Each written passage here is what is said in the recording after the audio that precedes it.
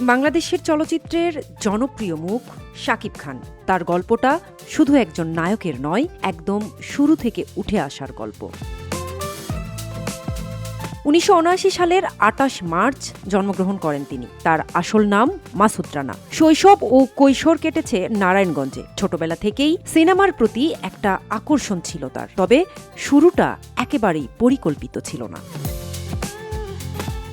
১৯৯৮ সালে বাংলাদেশ চলচ্চিত্র উন্নয়ন কর্পোরেশনে আয়োজিত একটি নাচের প্রতিযোগিতায় অংশ নেন তিনি। সেখানেই নজরে আসেন নির্মাতাদের। এই ঘটনায় তার জীবনের মোড় ঘুরিয়ে দেয়।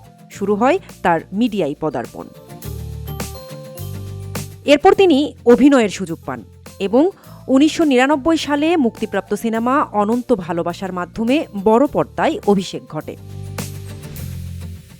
শুরুর দিকটা মোটেও সহজ ছিল না। প্রথম কয়েকটি সিনেমা তেমন ব্যবসা সফল হয়নি, কিন্তু তিনি থেমে যাননি। ধীরে ধীরে নিজের অভিনয়, নাচ, স্ক্রিন প্রেজেন্ট সবকিছু উন্নত করতে থাকেন।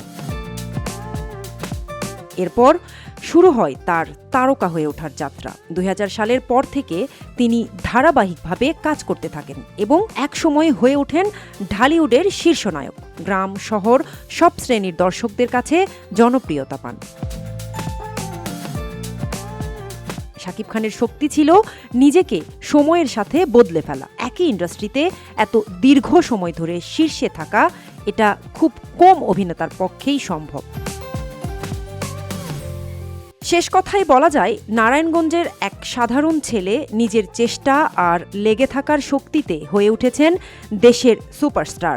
এই যাত্রাটাই তাকে আলাদা করে একজন অভিনেতা থেকে একটি ইতিহাসে পরিণত করেছে।